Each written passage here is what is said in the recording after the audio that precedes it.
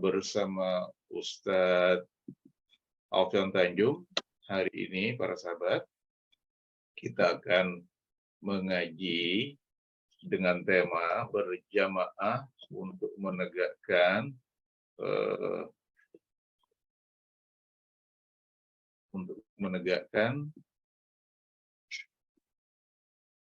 berjamaah menjaga akidah umat.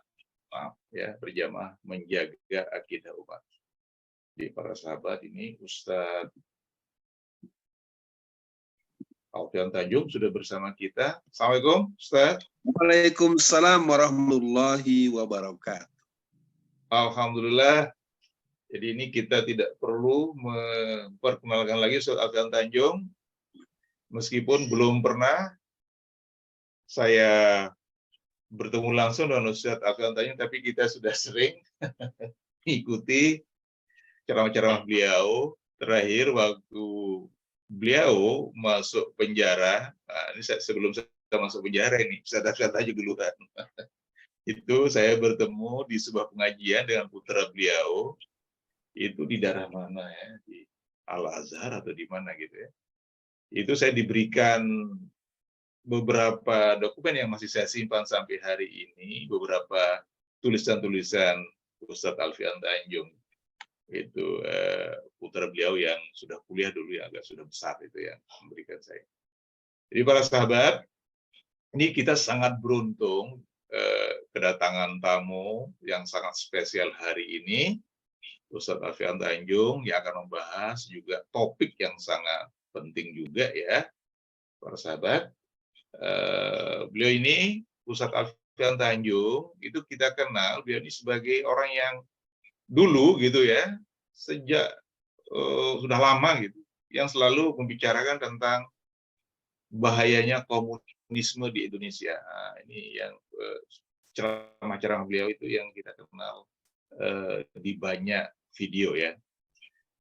Tanpa berlama-lama, ini nanti kita akan kasih waktu kepada Ustadz Alfian sekitar 45 menit sampai 1 jam ya, untuk memberikan kita penerangan gitu mengenai topik kita pagi ini. Nanti kemudian setelah itu kita akan lanjut dengan tanya jawab sekitar 30 menit. Kita akan selesai sekitar jam 7 pagi, Ustadz Alfian. Nah, setelah itu nanti kita untuk para pengurus dan sebagainya mungkin ada sekitar 15-30 menit kita ramah tamah selesai jam 7.30. Kalau para sahabat masih ada yang mau untuk networking, nanya-nanya gitu ya. Kawan-kawan Partai Umat seluruh Indonesia nih, Alfian. Tafadhol. Jadi antum kita kasih 45 sampai 1 jam. Bismillahirrahmanirrahim. Assalamualaikum warahmatullahi wabarakatuh. Waalaikumsalam. Kepada sahabat umat seluruh Indonesia, pertama mari kita bersyukur kepada Allah Subhanahu wa taala dan salam salawat semoga tercurah kepada baginda Rasulullah sallallahu alaihi wasallam. Allahumma sholli ala Muhammad wa ala ali Muhammad. Kepada Bang Buniani, saya ini sangat mencintai antum. Saya sangat paham antum seorang pejuang yang juga sempat mondok. Ya, dan mudah-mudahan antum juga menjadi wasilah untuk kekuatan dan eksisnya Partai Umat untuk bisa mengganyang partai yang berhaluan komunisme PKI. Ya, karena Partai Umat, Partai PKS, Partai P3, Partai PBB, Partai Masyumi, ya, Masyumi ini ada sebuah partai yang lebih lengkap datanya dari sebuah partai yang pernah sowan ke Solo, yang ternyata karena sowan akhirnya lolos ya, menemui Gibran di Solo. Oke, saya pikir saya masuk ke tema utama. Tema utama kita adalah berjamaah menjaga akidah umat. Mari pertama para seluruh warga, sahabat umat di seluruh tanah air dan di mana jangkauan menyimak kajian ini, saya mohon izin kepada Pak Buniani untuk menuntaskan kajian ini sesuai dengan waktu yang diberikan. Kepada yang menghubungi saya juga kalau tidak salah Pak Anas ya. Pak Anas, saya juga ucapkan terima kasih karena beliau kontrol sampai tadi menjelang kita buka ini. Nah, yang pertama mari kita awali dengan menyadari bahwa ketika kita membicarakan sesuatu, maka kita perlu dudukkan dulu konsepnya. Kita dudukkan dulu konsepnya. Yang pertama adalah tentang berjamaah menjaga akidah umat. Ada dua kata yang harus kita kokohkan dulu. Yang pertama adalah jamaah, yang kedua adalah akidah. Perbincangan ini akan menjadi penting karena wilayah kejamaahan ini sering menjadi sebuah terminologi yang berimplikasi tidak enak. Sebutlah misalnya ketika ada orang dianggap jadi bagian dari jamaah Islamiyah, maka orang langsung berkonotasi dengan Nasir Abbas, orang berkonotasi dengan tokoh-tokoh tertentu, akhirnya ujung-ujungnya dibilang teroris. Jamaah itu satu teknologi yang bisa dijelaskan panjang lebar. Dari pagi ini saya membuatkan dua kalimat. Berjamaah berarti kita mempunyai barisan, berjamaah berarti kita berorganisasi. Barisan itu Al-Quran mengatakan innallaha yuhibbul ladzina yuqatiluna fi sabilihi shaffan ka'annahum bunyanun marsus. Jadi berjamaah berarti berbarisan, masuk pada barisan. Yang kedua mungkin dalam bahasa yang mudah, berjamaah itu berorganisasi. Nah, kali ini buat pertemuan kita tentu saya tidak akan berputar di terminologi. Paling tidak kita bersama, apakah Partai Umat, apakah Partai PKS, P3, PBB, Partai Masyumi, yang jelas Partai Islam. Partai Islam sebenarnya ada 6, tapi yang Partai Daulat Umat itu belum saya punya informasi terbaru. Ini penting untuk jadi kesadaran kolektif bahwa partai-partai Islam adalah barisan daripada orang yang berjuang. Cara melihatnya apa? Dasarnya, agendanya, dan tujuannya. Jadi kita harus mulai menyadari sesama partai Islam berarti kita mempunyai komitmen untuk fastabiqul khairat dan mempunyai komitmen untuk at-ta'awun, mempunyai komitmen untuk tatbiqus syariah. Jangan bilang partai Islam kalau tidak pernah bercita-cita untuk menegakkan syariat Islam.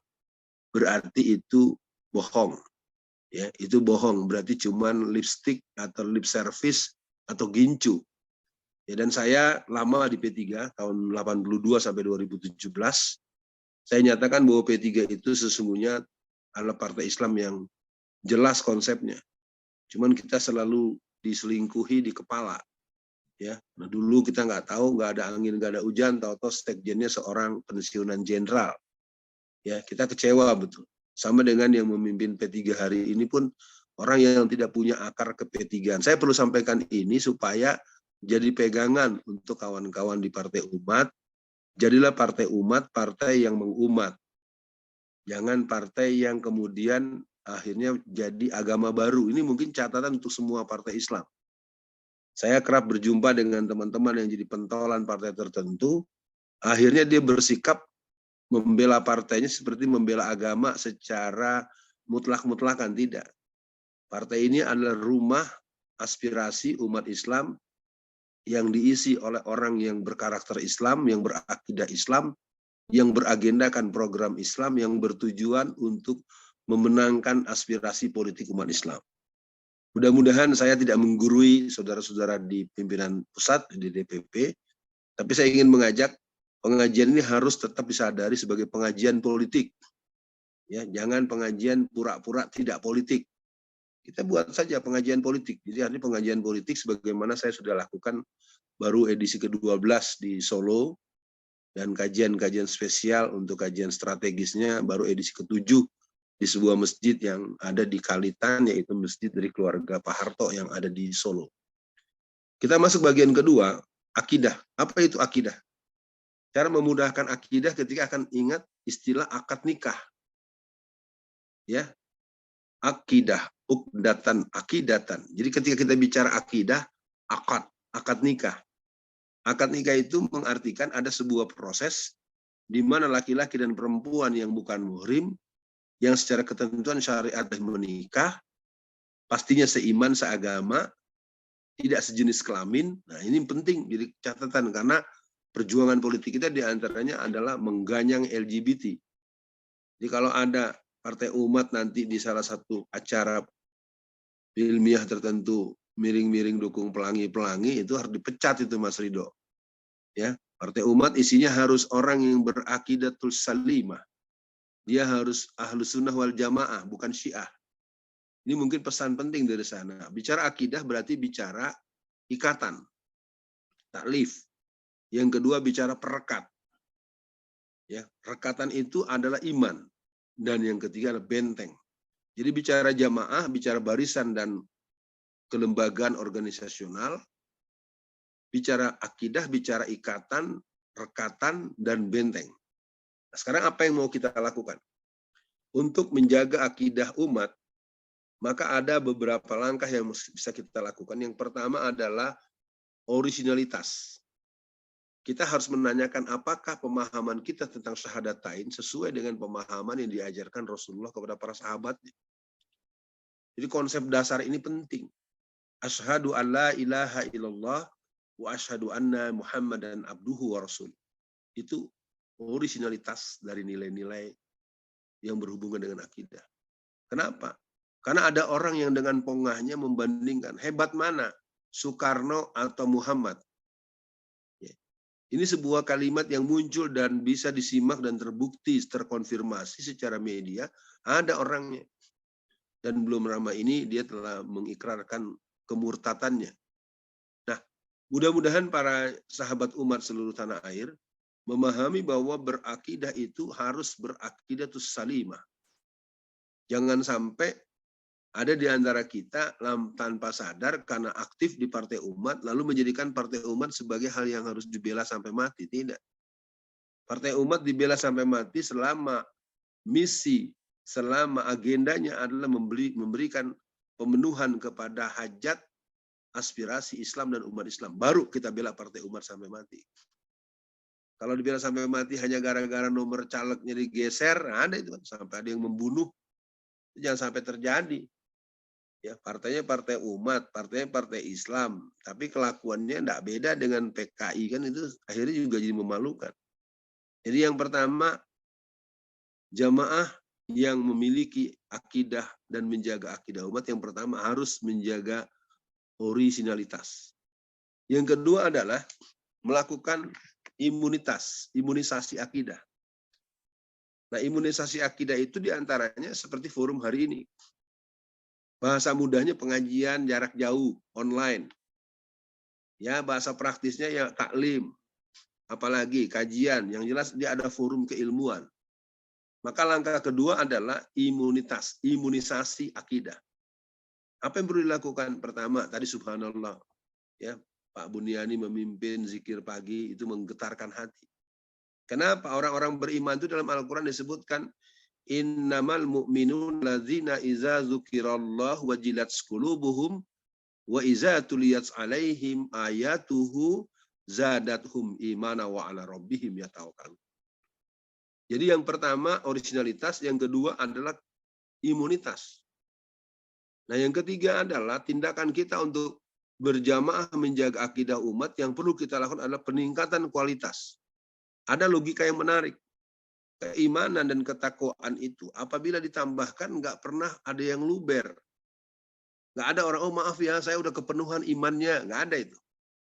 Orang beriman itu akan terus sampai kepada satu formula, ittaqillah haitsuma kunta.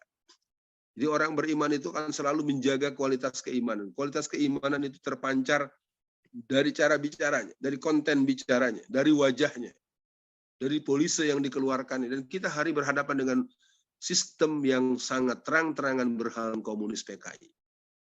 Sudah banyak atau aset-aset Muhammadiyah yang dirusak, yang dibacok, yang digolok, yang dibom. Ya, apakah di Jawa Timur, di Jawa Tengah, di Sumatera Utara. Itu tidak bisa diselesaikan hanya dengan pendapat biasa, harus ada kebijakan politik. Maka dari itu kepada seluruh jajaran Partai Umat, agar menyadari pesan dari saya yang lama di P3 selama 35 tahun, saya hanya mengingatkan partai baru itu berat. Nah, maka tidak mungkin kita mempunyai kualitas untuk memenangkan caleg di DPRD tingkat bawah sekalipun, kalau kita tidak memiliki determinasi. Jangan pernah khawatir dengan tidak ada uang dan tidak bisa curang. Ya, bahwa memang uang diperlukan untuk titik-titik totok yang memang tidak bisa dibahasakan dengan bahasa logika. Tentu ini menjadi sangat internal untuk Partai Umat. Saya tidak masuk ke wilayah itu. Yang ketiga itu kualitas. Peningkatan kualitas akidah itu apa yang kita lakukan? Pertemuan hari ini. Tadi subuh kita di masjid atau tidak berjamaah. Sebelum subuh kita tadi sempat sholat malam atau tidak. Jadi kualitas akidah itu sangat tergantung daripada aktivitas ibadah. Ibadah di awal waktu, tepat waktu, berjamaah di masjid. Itu buat yang laki-laki. Terutama subuh. Kalau subuh tidak bisa ke masjid dan tidak bisa berjamaah, Anda salah masuk ke Partai Umat. Atau Partai Umat perlu dipertanyakan, kalau kader-kadernya se-Indonesia tidak subuh berjamaah di awal waktu di masjid. Saya nyatakan dengan tegas, jangan ngaku Partai Islam kalau tidak menunjukkan isyhadu bi annal muslim. Kemusliman seorang laki-laki itu, ciri pertamanya adalah subuh di awal waktu berjamaah di musola atau masjid terdekat. Ini kalau tidak pernah, nggak akan pernah ada kemuliaan. Tidak akan pernah ada pertolongan Allah. Ya Yadullah ma'al jamaah. Peningkatan yang lain, ya tadi zikir, baca Quran, sedekah, silaturahim. Jadi keimanan ini, akidah ini harus dirawat. Jadi akidah kita, akidah Islam. Jadi ketika kita bertemu dengan teman-teman partai-partai Islam, itu saudara kita. Innamal mu'minuna ikhwatun. Bagaimana dengan partai yang berhaluan Islam seperti PAN maupun PKB? Ya dia tetangga kita yang masih banyak yang beragama Islam. Ya. Jadi kita harus buat kemampuan bahwa kelompok Islam ini harus sampai, jangan seperti dulu. Pernah ada pembicaraan untuk mengembalikan Piagam Jakarta. Ada 2 partai Islam yang begitu semangat, tapi ada partai Islam yang malah nggak mau. Itu mudah-mudahan sekarang sudah semakin dewasa, bisa berpikir umat Islam itu harus membela kepentingan Islam dalam situasi dan tempat dan keadaan yang bagaimanapun juga. Jangan dengan alasan aliansi taktis, akidahnya dikalahkan. Dulu tahun 50-an, tokoh-tokoh kita yang sekarang berdiaspora di partai-partai Islam, di Partai Masyumi dulu tidak pernah bekerja sama dengan PKI. Ini pesan buat saya, untuk siapapun di Partai Islam, janganlah membiasakan diri dengan alasan koalisi segala macam. Jangan. Itu tidak akan pernah memberikan kewibawaan dan dipastikan tidak akan mendatangkan pertolongan Allah. Yang keempat adalah peningkatan. Ya, jadi peningkatan akidah itu harus dilakukan. Jadi kalau kualitas itu mungkin bisa yang sifatnya kualitatif atau kuantitatif. Kalau peningkatan itu mungkin nanti bicara radius, bicara frekuensi, bicara efek. Ini mungkin penting. Saya tahu di sana ada Bang Ka'ban, ya, ada Ustadz Bukhari Muslim, ada Mas Sambo, ya, Bang Sambo itu. Tanya pada Ustadz Sambo, dia adalah sahabat saya, dulu sama-sama memimpin Hamas Indonesia. Partai Umat tentu tidak akan asing dengan seorang Alfian Tanjung. Saya ini kader dan pengkader IPM.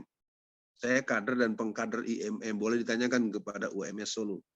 Tahun 1988 saya latihan instruktur nasional IMM di Surakarta, 1988. Bulan Desember 2015 saya materi untuk Taruna Melati 3, Pemuda Muhammadiyah tingkat nasional. Jadi buat seluruh warga Partai Umat, saya Alfian Tanjung adalah kader dan pengkader Angkatan Muda Muhammadiyah di semua ortom, termasuk Asia, Nasionatul Asia. Tapi saya lebih banyak di kelompok Angkatan Muda, IMM, dan lain-lain. Nah, yang berikutnya adalah perawatan. Jadi maintenance terhadap akidah ini menjadi penting untuk dilakukan. Biasanya orang menjadi terlalu berat untuk menjaga akidah kalau dia terlalu miskin, terlalu susah.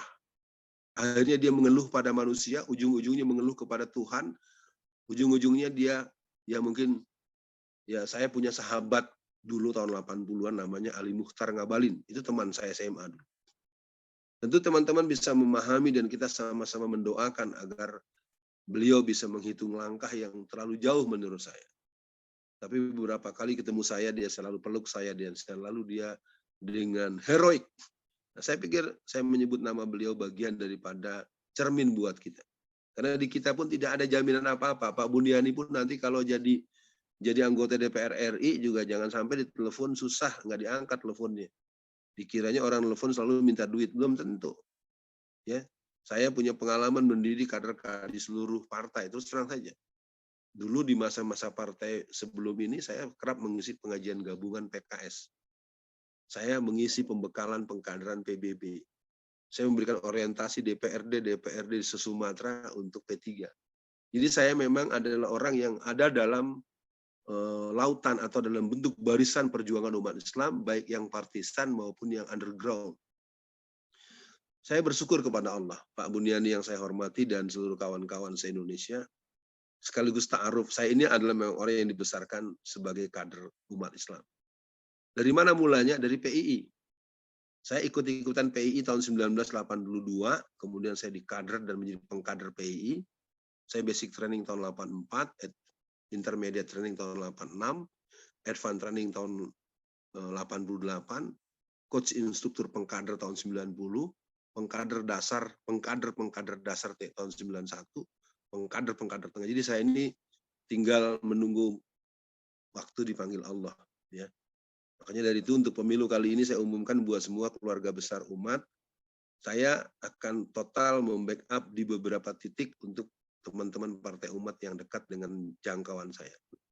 Tapi jangan salah paham, saya juga membackup teman-teman partai PKS. Saya juga membackup teman-teman P3 tempat saya pernah ada, yang karena saya kenal wataknya. Ustadz Alfian jualan ya? Tidak.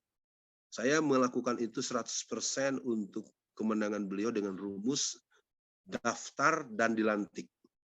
Ya, kelihatannya Pak Mustafa Naharwardaya tidak respon dengan saya, ya nggak apa-apa, padahal dia di Solo itu. Ya, jadi kalau nanti Pak Mustafa dengar, saya mohon izin, saya ngurusin yang lain.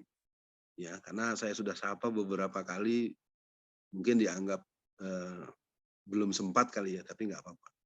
Intinya buat semua keluarga besar Partai Umat, saya memang didikan PII.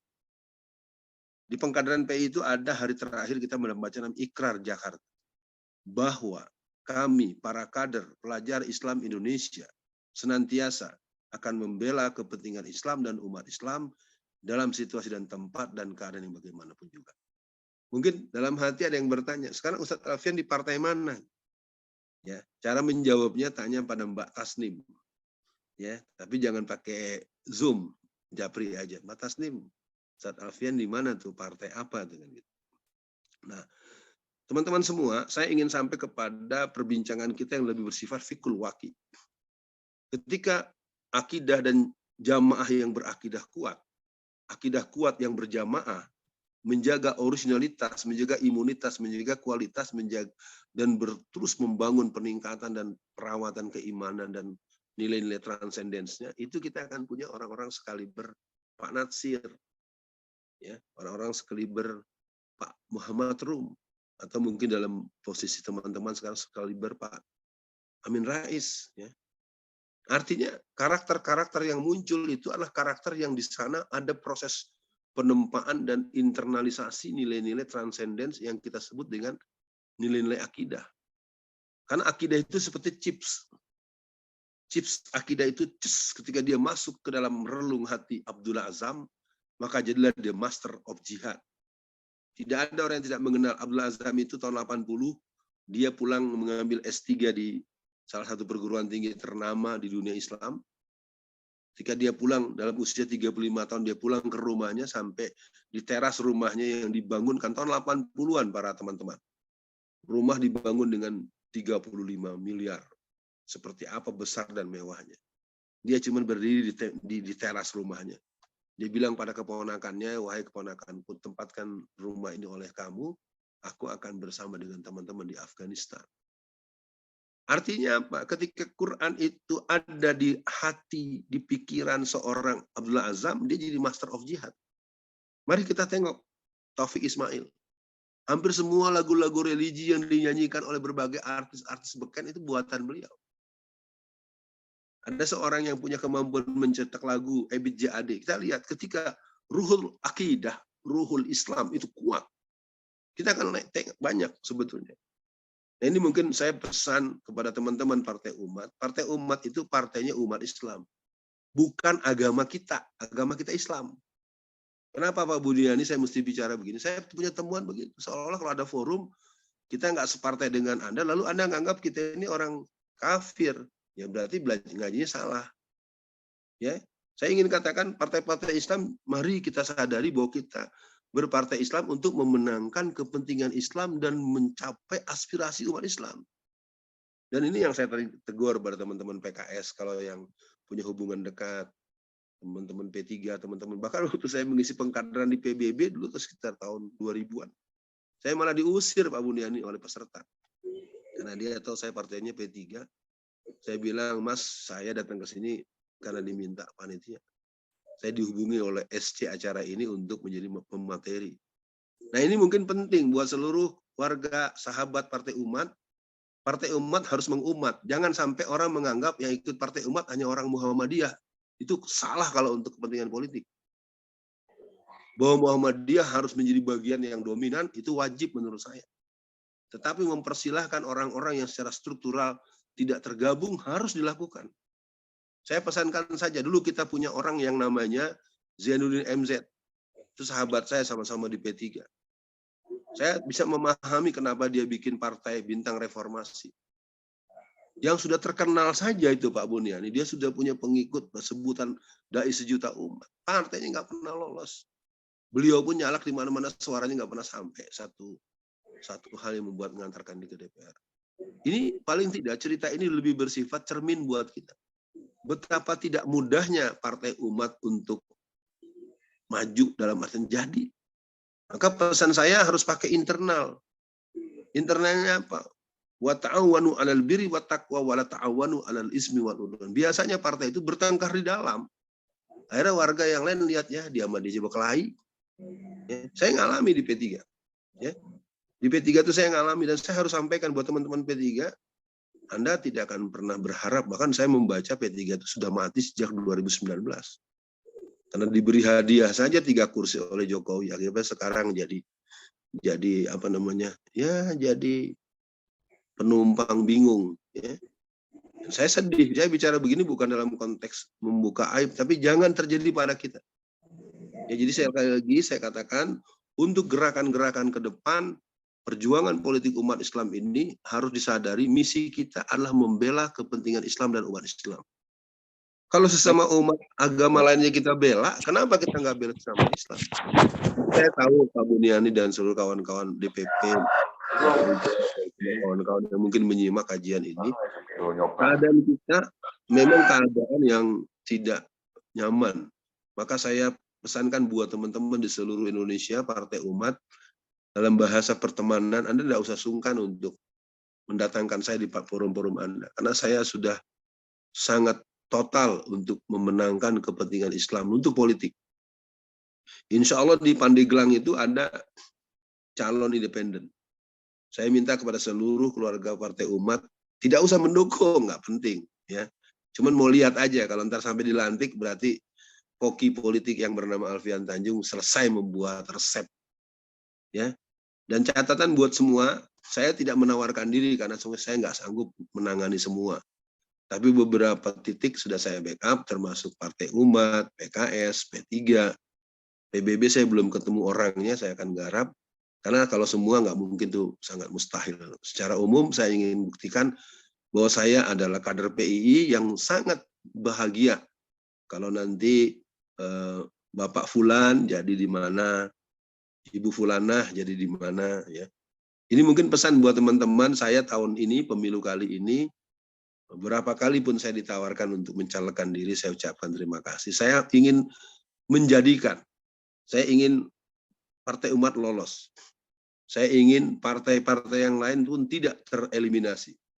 Ya, karena pernah di P3, saya juga tidak ingin P3 hilang. Tapi kalau lihat dari cara mengelola dan cara merespon masalah keumatan, salah sendiri, kamu sendiri yang membuat kamu mati sebelum mati.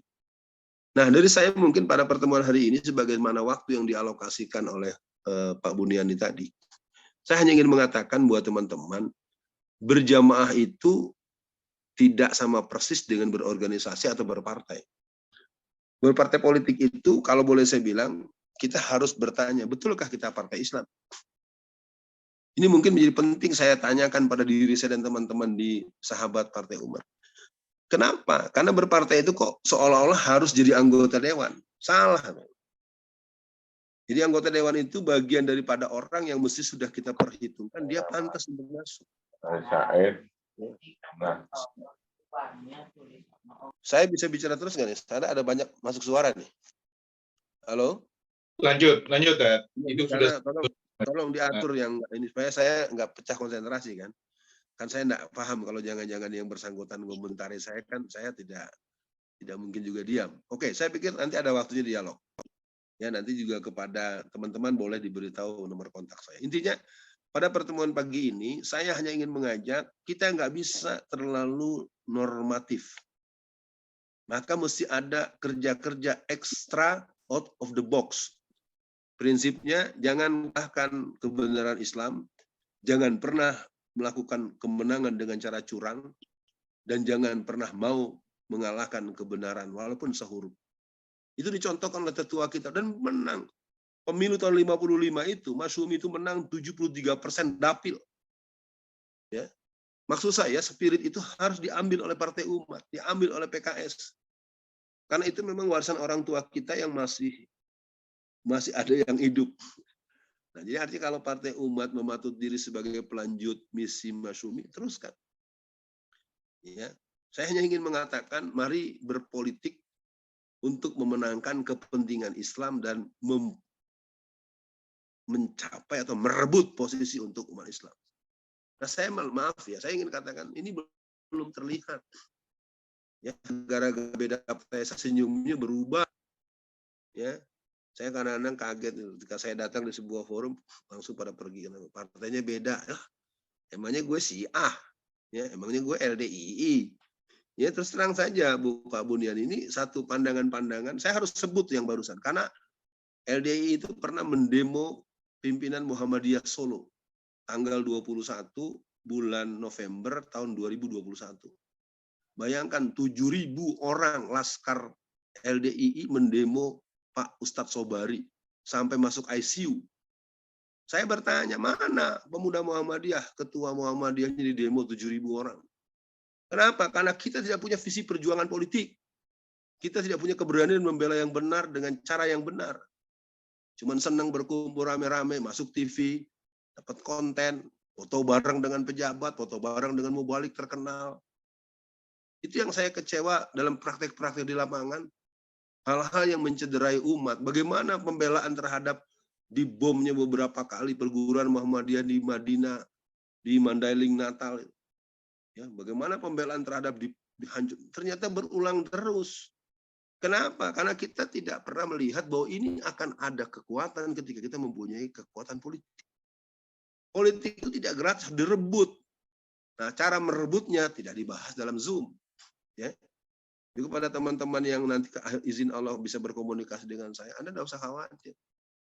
Karena Buya Hamka mengatakan, dalam hidupmu jadilah engkau seperti ikan.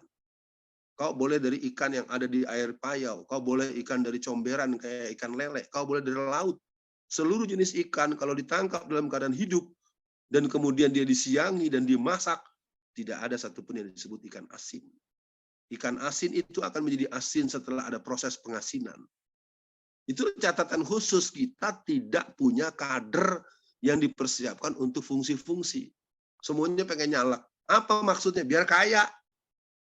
Maaf Pak Buniani, saya ini mungkin agak tendensius karena saya terakhir di P3 itu saya Departemen Penguatan Ideologi. Ya. Jadi orang yang nyalak itu jual rumah, jual biar kaya.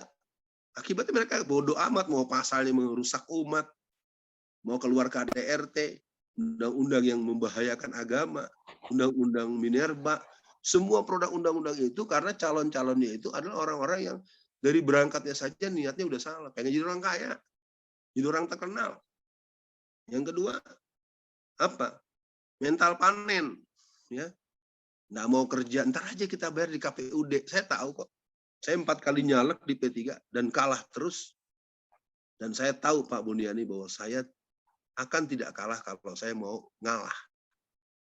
Kasih duit ke KPUD, sogok pengurus di bawah biar merubah angka orang kepindahin ke saya. Ini mungkin bagian yang tidak mudah untuk diselesaikan, saya tahu. Tapi saya punya bukti pengalaman langsung menangani teman-teman di berbagai partai-partai yang hubungan baik ya. Saya backup dia dan bilang pesenin saya jangan disebut-sebut namanya. Ya nggak boleh, karena saya kan nggak dibayar. Ya jadi buat teman-teman, saya membantu teman-teman itu tidak dibayar, tapi ada syarat. Ya, syaratnya bukan pembayaran, bukan jabatan, tapi itu mungkin bagi yang berminat aja. Nah, kembali kepada perbincangan kita. Berjamaah menjaga akidah umat ini harus dikatakan dulu. Apakah kita sudah berjamaah? Apa dalam sebuah hadis kata Rasulullah? Yadullah ma'al jamaah. Tangan Allah itu di dalam jamaah. Nah, sekarang pertanyaannya, apakah jamaah kita sudah sampai kepada orang yang terikat? Innallaha yuhibbul lazina yuqatiluna fi sabilihi shaffan ka'annahum bunyanun marsus. Tentu pencapaian ini tidak mudah dan banyak orang memprotes saya, Ustaz Alfian, kalau bicara partai politik jangan bicara yang idealis. Nah, kalau nggak idealis jangan partai politik. Bikin aja gangster oligarki gitu. Ya. Kalau partai Islam itu harus berkarakter, partai Islam itu harus punya kesadaran bahwa kita akan diminta akan pertanggungjawaban oleh Allah nanti. Nah, keyakinan itu tidak boleh tergeser sekalipun. Dan sayang, mohon maaf, hampir semua partai yang saya lihat, ketika ada caleg yang sangat kaya, dia bisa menggusur kader yang udah lama. Ya, saya pengalaman di P3 itu sangat marah saya dengan itu. Ya. Kita tidak mengerti kenapa orang seperti Yunus Yosfiah tahu-tahu jadi sekjen P3. Saya ceritakan ini bukan karena saya sedang marah atau buka-buka aib. Ini kan fakta, orang kalau nggak disebut nggak tahu kan. Masa tentara baru pensiunan langsung jadi sekjen? Enak kalau kata orang Jawa Tengah. Enak banget kalau kata orang Betawi. Nah ini mungkin jangan sampai terjadi di kita. Dan saya ingatkan buat para pengurus seluruh jajaran dari bawah sampai atas, Mas Ridho sampai di ranting di bawah. Orang sering menyoal nepotisme pada orang lain. Bagaimana nepotisme di rumahmu sendiri? Ya, kadang-kadang caleg atau dirubah oleh keluarganya, dirubah oleh anaknya, dirubah oleh istrinya. Saya tidak sedang nyindir siapa-siapa. Ini terjadi di pengalaman saya langsung di P3. Bisa nggak bahwa yang namanya partai umat itu sudah terlanjur pakai nama umat, dia mengumat. Pahami konsep umat yang dituliskan oleh Ibnu Khaldun. Pahami konsep umat yang dibuat oleh para ahli-ahli pergerakan Islam. Jadi katakanlah saya dalam penyampaian ini lebih masuk pada semangat, kita harus melakukan operasi out of the box. Harus keluar kotak, kalau nggak bakal menang. Pelajaran PBR aja. Ya. Itu pelajaran penting. Apa kurang terkenalnya MZ? Sekarang Partai Umat, kalau Pak Amin Rais menyatakan diri tidak mendukung, ya kan, energi keterkenalannya nggak cukup kuat. Maaf ya. Bahwa Anda tamatan Amerika, Anda doktor, Anda profesor, itu nggak laku. Dalam dunia politik itu harus kombinatif. Antara popularitas, elektabilitas, kekuatan finansial, kemampuan membangun jaringan itu harus kombinatif. Ya, saya sadar saya tidak memiliki beberapa bagian penting sehingga saya harus lebih banyak memenuhi tugas-tugas seperti hari ini. Nah, jadi kembali buat kawan-kawan, sahabat umat, ini pengajian mahal sebetulnya dengan saya mau mengingatkan. Tapi saya tahu banyak yang nggak mau dengar. Karena orang-orang berpolitik masuk partai politik, otaknya pengen jadi anggota DPR. Kalau nggak ngambek keluar, pindah partai. Terus yang kedua, mental panen. Yang ketiga, apa? Nunggu di tegongan kalau Betawi bilang. Ya, dia mah nggak mau berproses, nggak mau, nanti pasti ujungnya dia ya rebut. Maaf ya. Ayo kita lihat, saksikan nih 5 tahun ke depan Partai Umat. Begitu nggak? Kalau kita sama aja dengan yang lain.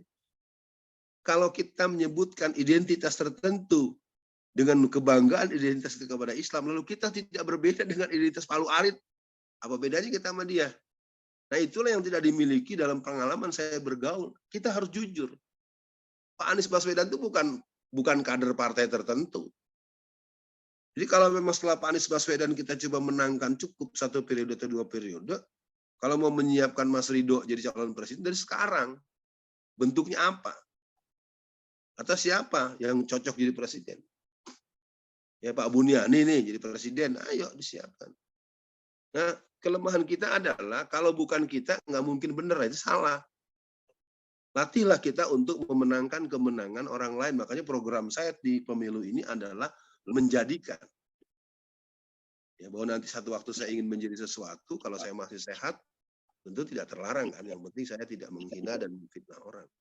Nah, kembali kepada pembicaraan kita, berjamaah menjaga akidah umat artinya kita bersama-sama. Bersama-sama berjalan, ketika ketemu di masjid, kita satu saf barisan, sholat. Tapi ketika kita di dalam acara pemilu, dalam acara pilkada, mungkin kita sedikit agak filosofinya harus dipegang kuat. Ketika nanti Pak Buniani di satu daerah, di dapil itu ada saya misalnya nyalon juga gitu nih. Ini misalnya.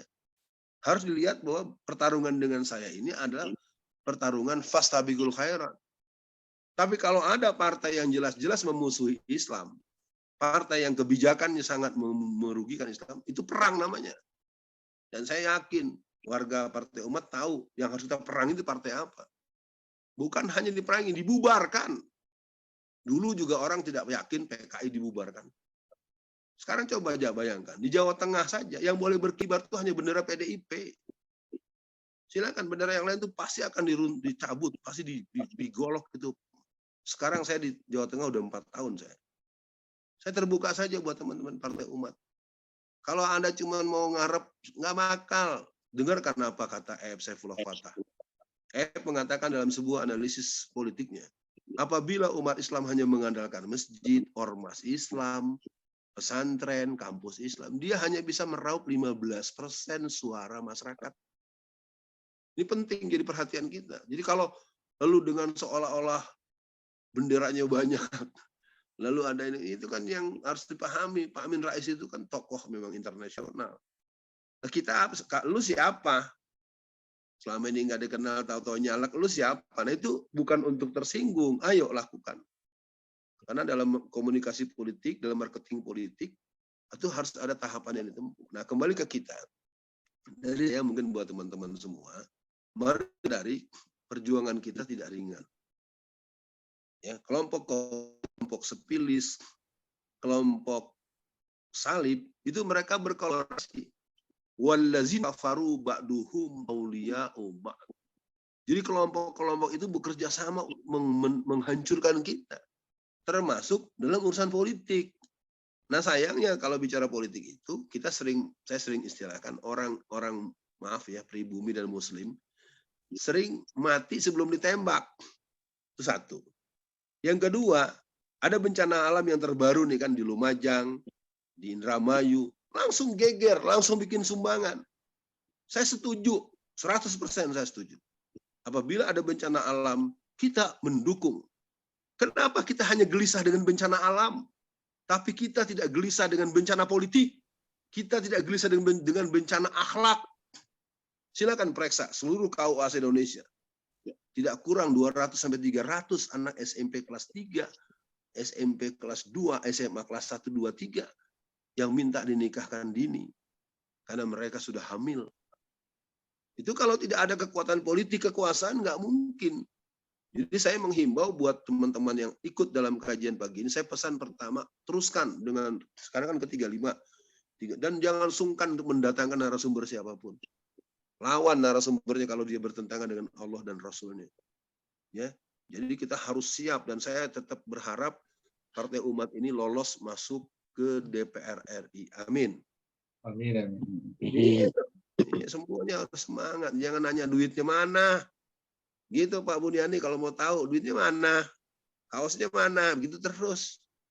Ya, saya kasih tahu sekarang di DPR RI itu ada 200 orang titisan PKI, DNA PKI, PKI YBS yang bersangkutan, PKI ideologis, PKI biologis.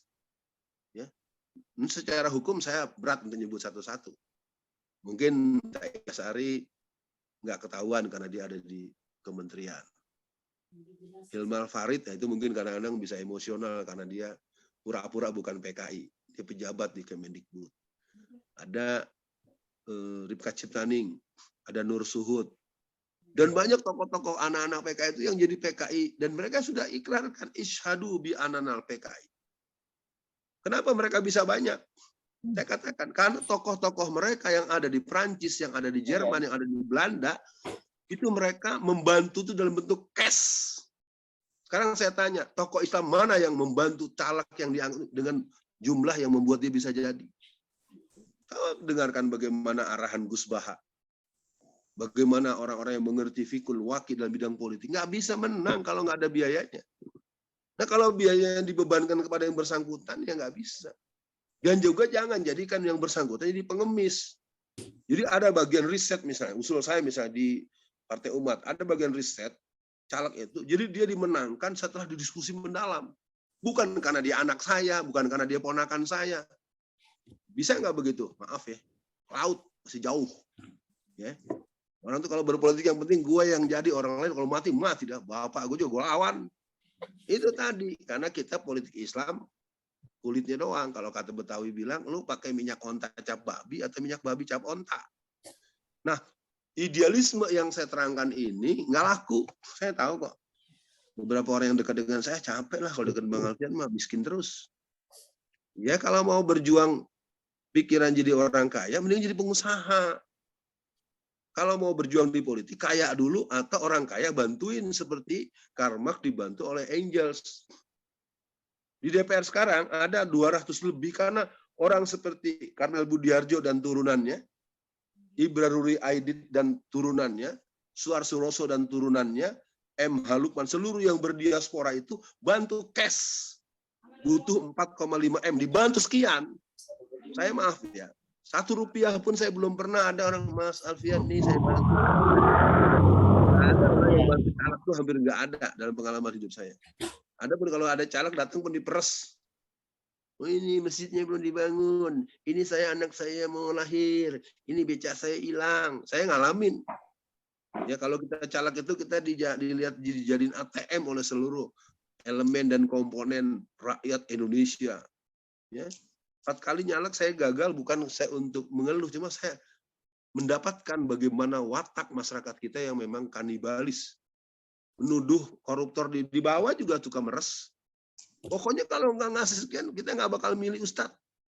Saya ingat dulu musim kampanye P3 tahun 2000 berapa. Saya kampanye di sebuah arena yang hadir puluhan ribu orang. Di Tatar Sunda. Di atas panggung itu laki-laki ustadz-ustadz yang terkenal ada ini ada sekitar 70 orang. Ibu-ibu ustazahnya di pojokan sana ada 50 orang. Saya terangkan peta politik. Wah, semuanya tak satu. Tolong suaranya nih, ada yang nutup.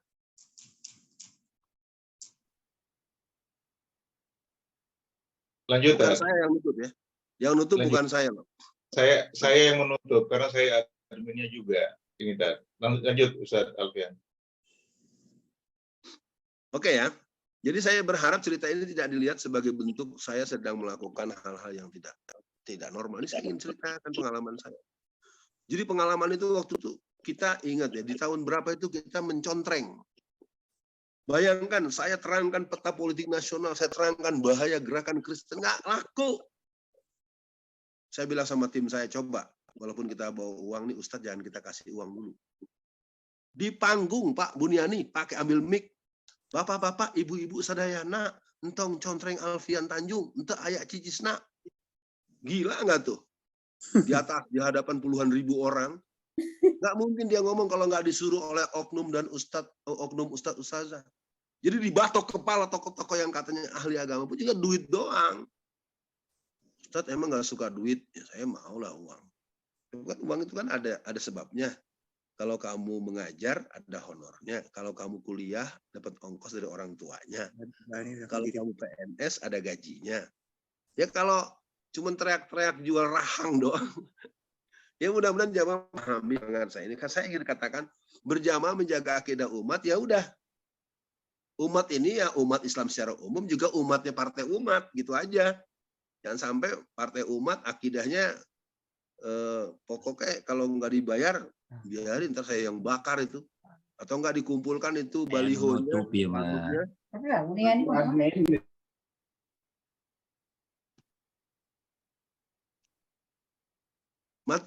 dimatikan atau gimana? Kalau memang mau dihentikan, saya berhenti nih, Pak Buniani. lanjut, Tad. Ini memang kadang-kadang ini kawan-kawan kalau baru masuk itu lupa off mikrofonnya saat Alfian. Jadi ini kita ingatkan. Enggak. Saya tidak mengkomplain karena saya lihat di tempat saya kok mati gitu kan, padahal saya nggak matikan. Makanya kan ada yang ngeluh tadi kan, bahwa saya suaranya nggak terdengar gitu. Baik ya teman-teman semua, saya coba untuk kembali turun lebih adem. Ini bicara politik, ini bicara perang. Politik itu Pak Buniani perang tanpa peluru. Nah kalau kita mau ngaji adem-adem ya udah ono ngaji amar ma'ruf aja. Coba sekarang siapa yang bela FPI dibubarkan? Nggak ada. Harusnya kan partai-partai di dalam DPR tuh ngomong. Hatta PKS mestinya ngomong, jangan diam aja loh. Marah saya. Kenapa? FPI salahnya apa? Dia melanggar undang-undang yang mana? Pasal yang mana? Jadi wilayah saling tolong menolong sama orang beriman jadi hilang karena gara-gara berbeda partai. Ini yang membuat saya menyampaikannya dengan sedikit heroik gitu. Karena tidak tahu lagi saya juga. Kita nggak bisa menang oligarki itu. Saya kasih kabar ya buat teman-teman seluruh yang menyimak kajian ini. Pilkada terakhir kita itu adalah tanggal 9 bulan Desember tahun 2020. Pilkada serentak. Tahukah teman-teman yang jadi itu sekarang 88% adalah orang-orang yang dicukongi oleh para oligarki. Walaupun jidatnya hitam, ya, walaupun fasih, bahasa Arab, bahasa Inggris, bahasa Urdu, bahasa Parsi, bahasa Semut, mirip dengan Nabi Sulaiman, ya. Terus terang saja saya mau katakan, kondisi kita ini membutuhkan determinasi jihad politik. Maka Partai Umat, Harapan Umat, PKS juga cukup potensial. Partai-partai Islam yang lain juga masih banyak kader-kader yang berkarakter Islam. Jadi dengan saya menyampaikan ini tentu menjadi porsi yang harus dilihat secara positif. Karena pengajian ini kan dimaknai untuk menjaga jaringan Partai Umat. Untuk menumbuhkan simpatik masyarakat untuk memilih Partai Umat. Nah wilayah itu harus ada kerja yang memang tidak semuanya dengan gaya si Alfian ini. Saya bicara seperti ini karena saya merasakan kalau kita terus-menerus dengan tenang.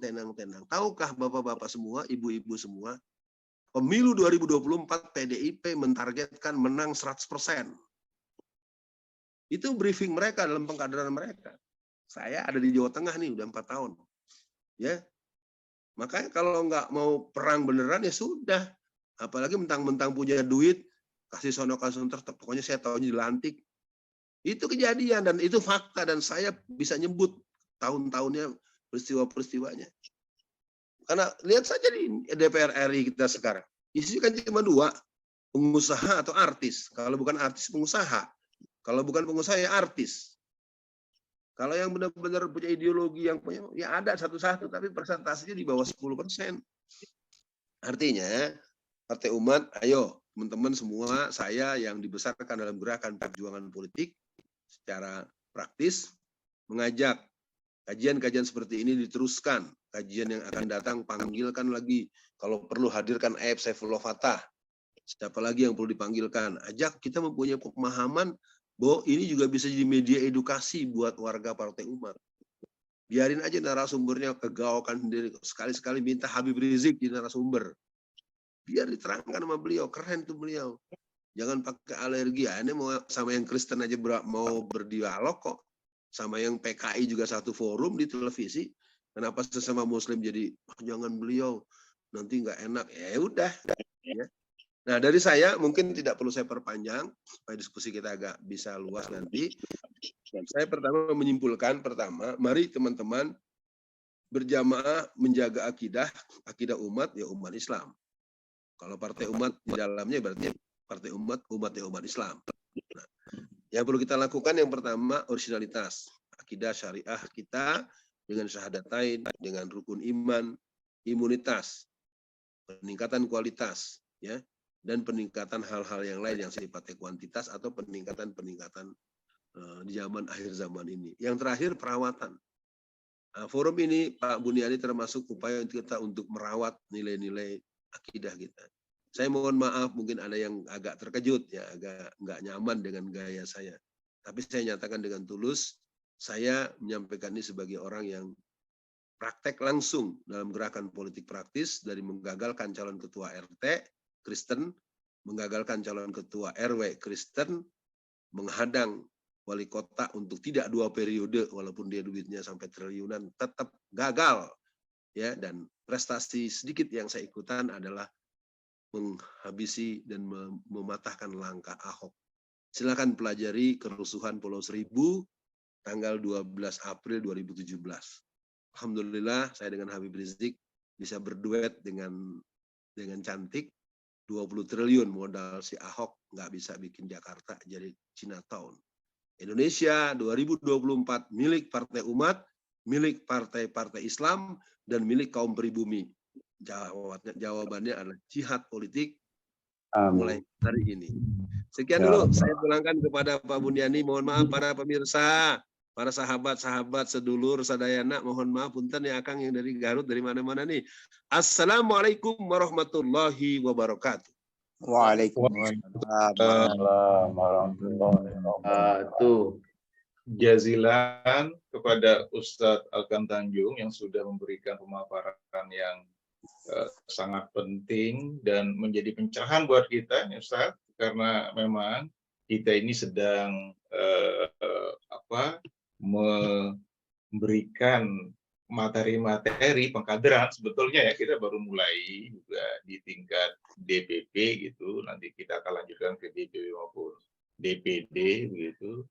Nah, tadi sempat disinggung sebetulnya proses rekrutmen. Nah, insya Allah lah Partai Umat itu menerapkan standar-standar meritokrasi manajemen modern, bagaimana untuk memilih siapa yang akan maju, siapa yang enggak.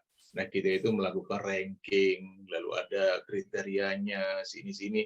Meskipun dia siapa-siapa gitu, tapi kalau tidak masuk di itu, hitungannya ya enggak bisa masuk gitu Ustaz Alfian. Jadi insya Allah kita berusaha untuk itu biar enggak sama sekali tidak lucu kalau kita mengatakan lawan kezaliman tegakkan keadilan, lalu kita sendiri tidak melaksanakan itu dari dalam. Gitu. Nah, kita sangat ini karena memang ilmu public relations, humas modern mengatakan begitu, karena orang lebih percaya apa yang kita lakukan daripada apa yang kita katakan. Gitu. Nah, jadi kita pegang itu juga.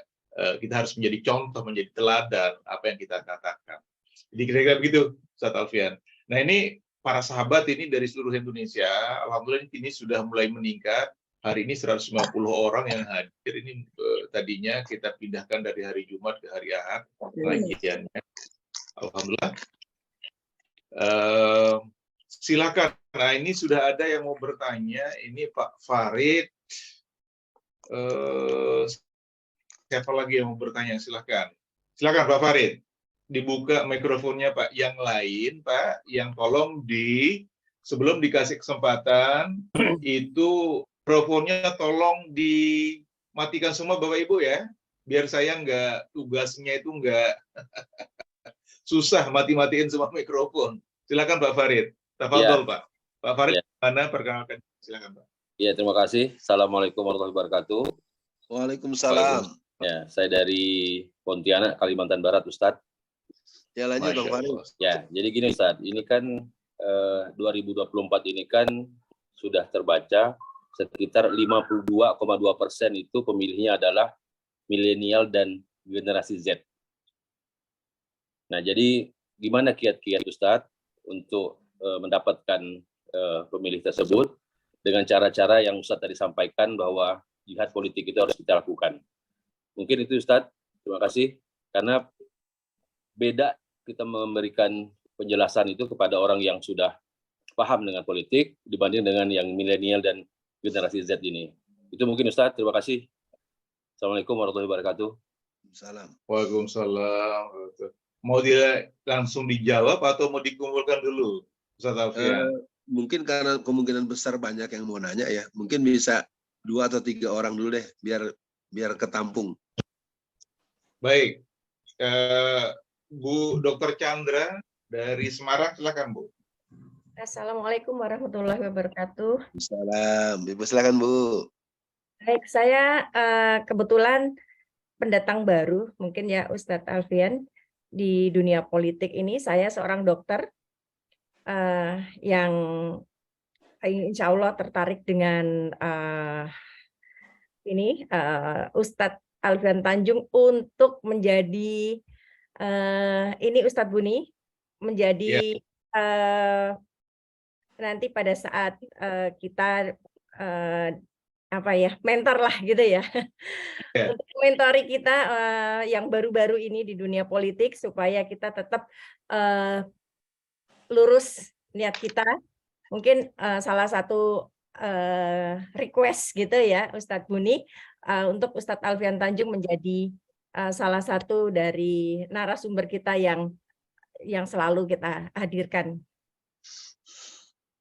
Dan kalau berkenan secara pribadi, saya request untuk minta diajarin. Terima kasih. Salam. Baik, syukron Dr. Chandra. Nanti saya izin Ustadz Alfian Tanjung, saya mau kasihkan nomor telepon antum ke Dr. Chandra. Iya, boleh, boleh. Ustadz Alfian Tanjung tinggal di Jawa Tengah, di kota mana tuh, Ustadz? Saya tinggalnya di Indonesia. Oh, ya. Kalau dengan saya yang penting kontak, komunikasi, komitmen, saya datang, ya. Karena kalau dibatasi dengan teritorial nih di zaman online begini, kesian umat. Ya, nggak apa-apa Pak Buni. Kalau saya suruh menghadap antum, asal komitmen saya datang. Ya, antum kan salah satu petinggi di Partai Umat. Lanjut yang berikut. Ya, jadi nanti Dr. Chandra saya kasihkan nomor teleponnya Ustadz Alfian Tanjung ke Ibu ya. Ya, boleh. Silakan. Pak, ini yang terakhir dulu ya, kita tiga dulu ya. Pak Yusuf Suparno dari Solo, Pak. Monggo, Pak. Ini people power dari Solo ini, Pak. Silakan, Pak, dibuka mikrofonnya. Silakan, Pak. Iya, Assalamualaikum warahmatullahi wabarakatuh. Salam, Pak Yusuf, apa kabar? Selamat Indonesia bisa bergabung dan mengikuti tausiah beliau. Alhamdulillah luar biasa. Ya, yang jelas saya hanya ingin menyampaikan yang pertama, materi berjamaah menjaga akidah ini sesuatu yang memang harus kita lakukan karena akidah daripada saudara kita ini bisa aman apabila kita ini berjamaah. Sementara jamaah kita ini masih sangat lemah sekali. Nah, ini perlu untuk saya sampaikan kepada seluruh sahabat umat. Mari kita praktekkan di dalam persahabatan. Kadangkala kita ini, maaf ya ini prakteknya di lapangan itu, salah satu contoh saja yang paling real. Kita ngaku sahabat bersaudara, tapi ternyata ketika ada kabar sakit masuk rumah sakit opnam, ini kadangkala justru kita ini mengabaikan, padahal itu harusnya kita utamakan, terutama yang terjangkau dekat. Ini kami harapkan bisa menjaga akidah. Kadangkala kalau kita sendiri, maaf sesama sahabat umat, ada yang sakit masuk rumah sakit, sementara sahabat umat sendiri tidak ada yang peduli, sementara yang lain ikut peduli. Ini pun akan menyebabkan lemahnya dalam berjamaah kita di Partai Umat ini. Nah, oleh sebab itu kami harapkan ini untuk menjaga akidah. Kadangkala juga ada saudara kita Muslim yang sakit malah justru yang mendekati dari misionaris. Nah, ini juga akan rapuh akidahnya. Nah, ini kami harapkan yang pertama, mari kita bersama-sama mempraktekkan. Ini karena lemah sekali di beberapa elemen, di beberapa organisasi itu kadangkala seperti itu diabaikan. Nah, oleh sebab itu kami menghimbau lewat jamaah, ya, kalau saya katakan jamaah dari Partai Umat ini, mari kita memulai. Ini yang pertama. Kemudian yang kedua, berkenaan dengan masalah caleg. Nah, ini kami sendiri memang butuh istilahnya pendampingan karena saya juga termasuk maaf pemain baru sebagaimana Bu Dr. Ida tadi. Saya ini pemain baru saat masuk di Partai Umat ini. Dulu saya ini termasuk maaf pelopor andem Ustadz dan sahabat umat semuanya. Saya ini termasuk kader dari anti demokrasi. Baru kali ini saya masuk di Partai Umat untuk ikut bersama-sama setelah belajar tentang fikus siasah. Nah, ini baru saya sadar bahwa ini harus kita ikut. Itu aja, Ustaz. Terima kasih. Assalamualaikum warahmatullahi wabarakatuh. Waalaikumsalam. Waalaikumsalam. Jadi ada 3 ya, Ustaz. Yang pertama itu soal jumlah pemilih 52% tadi. untuk milenial dan Gen Z, yang kedua Dr. Chandra, minta antum nanti untuk ya silaturahmi lah ke Semarang begitu. Kalau sempat untuk silaturahmi, saya juga baru balik dari Semarang juga tuh saat Alfian silaturahmi dengan Dr. Chandra. Dan yang ketiga Pak Yusuf itu sebetulnya bukan pertanyaannya tapi tanggapan mengenai bagaimana kita biar menjadi jamaah, kira-kira gitu Pak Yusuf ya. Betul. Jadi silakan Ustaz. Yang pertama buat Bang Farid atau Mas Farid, milenial ini PR kita semua ya. Di masjid saja kita susah cari ketemu anak remaja. Jadi saya juga melihat ini bukan sekedar kebingungan pribadinya Saudara Farid. Ini juga semua kita bertanya-tanya. Maka kita lihat salah satu kawan kita yang punya mesin merekrut remaja itu ya PKS. Ya PKS itu saya paham betul dia punya link yang terorganisir dari Aceh sampai Ternate sampai Ambon. Nah, kita bisa melakukan pola-pola yang mungkin kita adopsi. Saya pegang tuh hampir semua pedoman pengkaderan PKS. Ya, dan saya orang yang hobi membaca, jadi saya semua teman-teman yang ada saya pelajari. Saya pikir itu. Yang kedua, anak-anak kita sekarang ini kan EGP. Yang perlu kita pelajari itu juga adalah tentang generasi milenial. Milenial ini kan digarap oleh kelompok Zionis dengan formula penampakan K-pop yang dimotori oleh Korea Selatan. K-pop itu adalah sebuah audisi yang dilakukan oleh ratusan ribu remaja-remaja se-Korea. Mereka nanti hanya akan disaring nggak lebih dari 1.000 pasang. Mereka itu usianya 9 sampai 11 tahun. Pokoknya antara 9, 11, paling tinggi mungkin 15 tahun. Nanti setelah mereka lolos audisi tahap pertama, kedua, ketiga, keempat, dan tahap yang mereka buat, mereka akan lakukan yang namanya pendidikan khusus untuk gerakan budaya The New World Order selama 11 tahun. Pertanyaannya adalah, di mana kita sekarang punya kader remaja? Saya kemarin bisa memberangkatkan anak ikut leadership basic training PI aja, itu pun ngerayunya sampai nahan-nahan hati. Ya, anak-anak sekarang anak EGP Pak Buniani. Emang gue pikirin, apalagi anak instan, anak handphone. Dulu kita masih ketemu anak yang tersenyum kalau dimintain tolong. Sekarang, nah, bisik. Orang lu, karena dia lagi asik megang handphone. Jadi kondisi yang Bang Farid sampaikan bukan hal yang saya lihat secara apa namanya. Karena pergerakan ini dirancang lama. Mari kita tengok. Bubarnya remaja masjid itu tahun 1996. Silakan Pak Buniani dan kawan-kawan semua yang menyimak ini, jangan bicara pesantren, jangan bicara madrasah, itu udah jelas dia homogen. Di luar, remaja masjid itu sejak tahun 1996 itu sudah meninggal, almarhumah. Yang disebut dengan remaja masjid itu ada struktur, ada pengurus, ada program, ada sekretariat. Tunjukkan kepada saya di masjid mana yang punya itu. Nggak ada. Kalaupun ada, masjid-masjid besar, pengurusnya rata-rata umurnya 40 paling muda, 50 tahun paling meraja, 60 tahun jadi bandar mafia. Ya, saya harus ngomong ini terus terang saja. Masjid-masjid besar itu dimonopoli oleh remaja masjid yang umurnya 60 tahunan. Karena mereka sangat paham siapa yang bayar zakatnya sekian miliar. Maaf ya, ini nggak ada yang menembus. Coba Anda pelajari deh, masjid-masjid besar yang ada di kota-kota besar. Itu pengurusnya yang disebut pengurus sesungguhnya itu yang umur 50-60. Kalau yang remaja-remaja paling cuma hura-hura aja, suruh jalan-jalan, hiking, camping, apa rihlah, diongkosin paling 15-20 juta.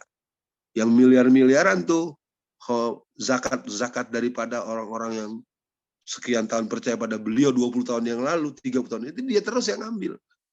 Dan nggak ada yang pernah membongkar itu, harusnya itu digarap. Nah, kembali kepada pertanyaan awal, menurut saya Medan di Pontianak tentu Saudara Farid lebih paham. Pendekatannya harus memahami dulu psikologi remaja, pahami dulu konsep milenial NWO, dan memahami dulu bagaimana lahirnya sosok seperti Muhammad Al-Fatih. Kita harus belajar menarik pola klasik untuk memahami kemodernan hari ini dan memahami persiapan generasi akhir zaman. Jadi pengetahuan kita tentang teknologi yang paling mutakhir, keilmuan yang paling super canggih, jangan kehilangan pemahaman akar kesejarahan, Dan jangan lupa kita sedang di ujung sejarah kehidupan manusia. Jadi kajian-kajian Ustadz Muhammad Zulkifli Ali, Ustadz Ihsan Tanjung, Ustadz Abu Fatiah, ya Ustadz Rahmat Baikuni. Nah, guru-guru kita itu harus disimak. Karena menurut hemat saya beliau-beliau itu punya penguasaan yang baik. Jadi kembali bagaimana menangani itu, bincangkan di internal. Anda paling tahu medan Anda. Anda kan analisis SWOT. Anda kan ragam-ragam pendekatan, pelajari di berbagai sumber belajar kita, bagaimana remaja itu beraktualisasi. Remaja paling tidak mau diatur, tidak mau mendengar nasihat. Ya, itu salah satu. Kebetulan basic saya dulu, saya 30 tahunan jadi dosen ilmu pendidikan. Jadi salah satu hal yang berat buat kita hari ini, di antara keinginan seorang generasi muda zaman sekarang, gue jangan ditanyain, gue jangan dinasehatin, gue kasih duit aja, udah. Terus terangannya anak zaman sekarang secara umum itu, generasi remaja itu, mereka sangat mengharamkan dinasehati. Hatta di anak pesantren. Kalau udah pulang mana mau dinasehatin. Malah tidur terus. Ya, ini bukan menyindir siapa. Saya ngalamin, anak saya kan ada 8 Pak Buniani. Jadi kalau lagi libur mondok tidur terus dari pagi ketemu pagi. Kapan ke masjidnya gitu ya. Oke, Bang Farid itu dulu. Untuk Dr. Chandra, pertama saya mohon doa restu, doanya agar saya tetap ikhlas, saya nggak berubah niat. Ya, soal nanti jadi narasumber, terserah Pak Buniani lah, karena Pak Buniani penguasa di sana. Yang ketiga, Pak Yusuf Suparno, dia tuh dengan saya konco, ya teman, ya. Pak Yusuf Suparno sahabat saya dan dia guru saya juga. Beliau orang yang potensial dan jadi salah satu pengurus atau ketua Partai Umat yang ada di salah satu bagian Jawa Tengah. Karena tadi betul kata Pak Buniani hanyalah tanggapan, ya saya pikir ya mudah-mudahan Pak Yusuf Suparno sehat dan bisa berkontestasi dengan baik dan dilantik jadi anggota DPRD Jawa Tengah Partai Umat. Gitu Pak Buniani, bisa dibuka sesi berikut kalau masih ada waktu. Ya, masih ada nih, masih 20 menit lagi. Assalamualaikum. Assalamualaikum, Buya. Kasbudin. Sebentar, ini pasti ini kita mau kasih ini kelihatannya ada yang langsung nih Bu Esti nih Pak. Bu Esti mana Bu Esti? Bentar. Halo Bu Esti, Esti Apung. Katanya mau nanya tadi. Oh, ini Bu Esti kelihatannya ini. Tadi siapa tadi yang ngomong? Pak Kasbudin ya? Pak Kasbudin. Oh, Pak Kasbudin. Ya. Assalamualaikum Pak Buniani. Assalamualaikum. Oh, sebentar. Ya. Nah, ini Bu Esti nih. Sebentar Pak Kasbudin. Ya baik. Bu Esti. Siap. Ya, terima kasih Pak Buniani. Assalamualaikum warahmatullahi wabarakatuh. Waalaikumsalam. Kepada para sahabat umat semuanya di seluruh Indonesia, kepada Ustadz Pak Tanjung, saya sangat fans kepada Bapak. Alfian Tanjung, Bu. Alfian Tanjung. Ya, Pak Alfian Tanjung.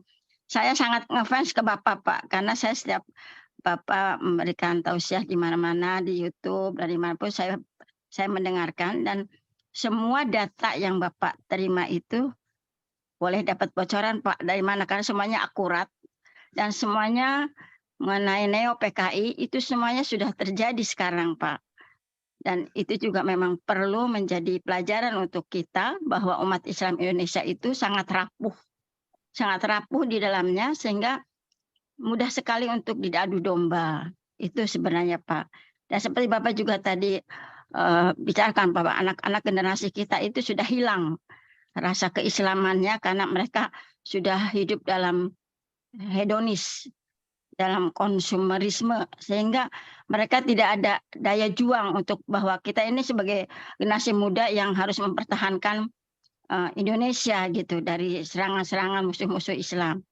Dan yang saya akan tanyakan adalah bagaimana cara kita mendidik anak-anak kita supaya dia tidak merasa terbebani bahwa dia menjadi generasi yang memberikan ada panutan atau ada contoh dari kita bahwa mereka itu harus seperti itu, harus bisa berjuang, bahwa orang tuanya itu berjuang, dan generasi yang lama itu para pejuang itu juga memberikan sehingga Indonesia menjadi merdeka, mereka berjuang dengan semangat gitu. Dia memberikan semangat keislaman kepada anak-anak muda kita. Itu bagaimana caranya, Ustadz? Supaya mereka juga lebih hebat lagi. Karena mereka secara akal, secara itu sangat pintar-pintar anak-anak muda sekarang itu. Cerdas, pintar, dan penampilan juga good looking, tetapi kosong. Mentalnya itu kosong itu Ustadz. Nah, bagaimana cara mengisi mental mereka supaya mereka menjadi lebih baik lagi. Dan tentunya saya harapkan juga kepada sahabat-sahabat umat seluruh Indonesia bahwa mari kita berjuang dengan jargon melawan kezaliman, menegakkan keadilan. Kita terapkan dulu kepada lingkungan internal kita, bagaimana kita berjuang untuk partai kita. Begitu Ustadz, terima kasih. Wassalamualaikum warahmatullahi wabarakatuh. Syukron Bu Esti. Warahmatullahi wabarakatuh. Ini Ibu Esti ini Ustadz Alfian Tanjung adalah pengurus harian DPP, seorang pengacara, notaris ya Bu. Jadi kawan-kawan kalau yang mau ngurus Jakarta, ya. Insya Allah. Dan ini suami beliau ini dulu menjadi wali kota Jakarta Selatan, mantan pacar juga ya Bu ya sih. Ya. Baik, para sahabat, ini Bu Esti sudah. Ini tadi langsung ke Pak Kasbudin, Pak. Silakan. Baik, Bismillahirrahmanirrahim. Assalamualaikum warahmatullahi wabarakatuh. Waalaikumsalam. Ya, tentunya yang saya hormati ini Kiai, saya panggilnya Kiai ini, Kiai Alfian Tanjung. Pak Kasbudin. Ya. Lanjut, Akang. Padahal saya sangat familiar dengan wajah antum. Iya, bukan sangat familiar. Kita dulu punya kenangan nostalgia mendalam waktu gerakan Gubernur Muslim Jakarta. Iya, GMJ ya. Waktu kita sholat di Al-Azhar itu. Iya, Pak, lanjut. Jadi saya lebih pada ingin menyapa dan kangen sebetulnya. Jadi salam hormat Pak Kiai, tentunya Pak Buya Budiani dan para Bapak Ibu sekalian pimpinan yang saya hormati. Saya lebih kepada idola nih kepada Pak Kiai ini. Sosok yang militan dan pejuang sampai saat ini. Alhamdulillah ketemu di sini ya Pak Kiai. Iya. Ya. Jadi dulu Kasbudinor ini pernah jadi Gubernur Muslim Jakarta nih. Iya, ingat makanya wajahnya familiar. Ya. Bilangin wajahnya familiar. Iya. Jadi Pak Kiai, saya cuma bertanya, mungkin langsung kepada teknis pemenangan nih. Kalau di Jakarta ini tentunya pundi-pundi suara umat ini di mana saja nih, karena Pak Kiai sudah malang melintang di gerakan aktivis dan tentunya warna-warna daripada partai-partai Muslim yang militan, saya yakin Pak Kiai tahu nih. Itu aja pertanyaannya, tentunya partai umat ini membutuhkan itu gitu. Nah ini saya bertanya untuk semua, mungkin yang caleg-caleg di DKI lah gitu ya, atau kalau di daerah juga boleh. Ini saja biar pundi-pundinya di mana nih Pak Kiai ini.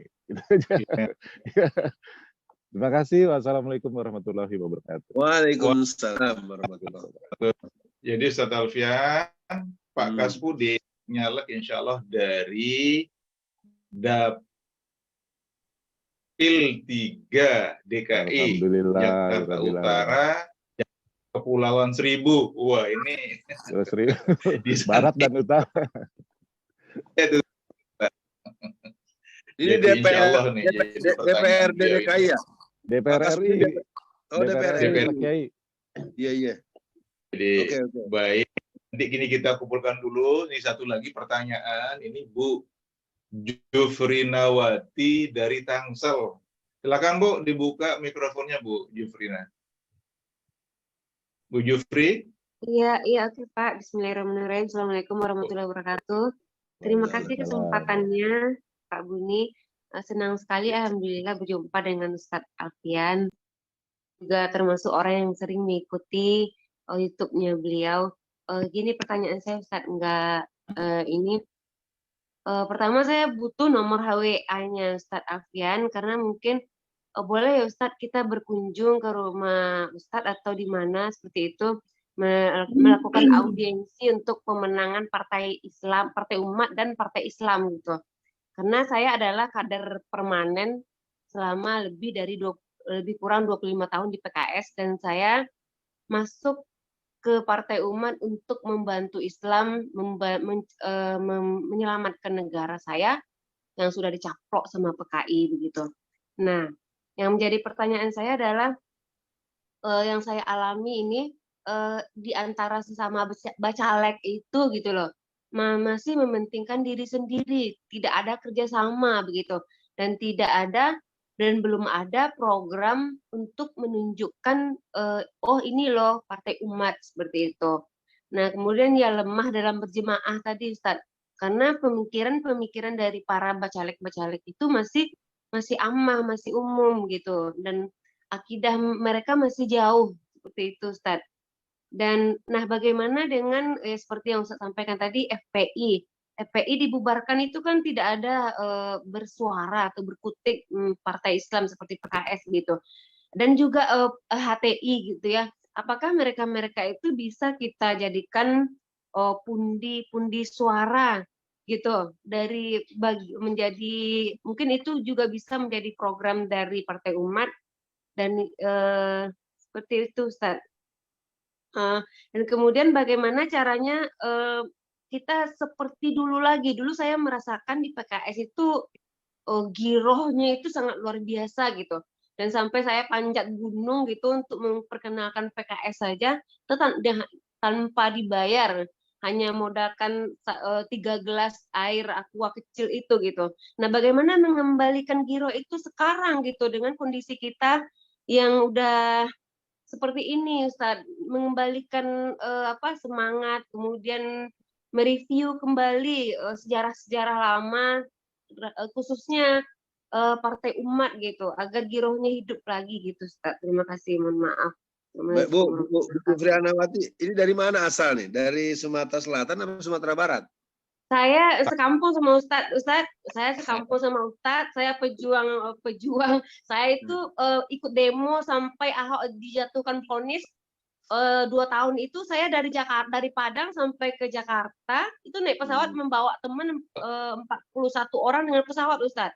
Itu sumbangan dari masyarakat gitu. Jadi setiap demo kami datang ke Jakarta untuk pemenangan Anies gitu. Nah jadi begini Ustadz, saya butuh jamaah orang-orang untuk ayo merangkul mereka, baik partai P3, partai PKS terutama ya saudara saya, dan saya ketika saya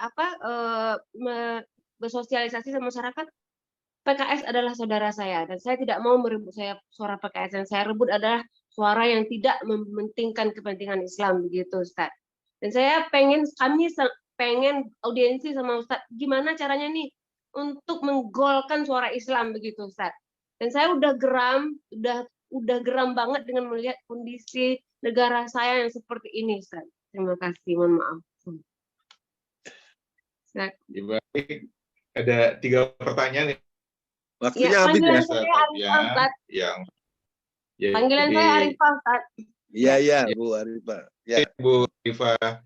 Jadi yang pertama dari Bu Esti, itu cara mendidik anak. Sebetulnya yang tadi persoalan kita ya, memang ini kalau orang yang belajar pedagogi ya, pendidikan itu udah pasti tahu ya. Kebetulan saya bukan pendidikan, kalau Ustadz Alfian orang pendidikan, jadi paham lah. Yang psikologi perkembangan ya. Jadi ini ya betul, saya kira dari Bu Esti sebenarnya itu yang intinya. Yang kedua dari Pak Kaspudin, ini karena Pak Kaspudin juga ngalek dari Jakarta Utara, pertanyaan yang penting juga ini, sangat penting. Di mana pundi-pundi suara umat ini nanti gitu ya. Jadi terutama itu dapil 3 ini, ya di sana itu PDIP dapat 3 tuh nggak salah Pak Kaspudin. Itu darahnya, darah saudaranya Ahok di sana tuh. Jakarta Barat, Jakarta Utara.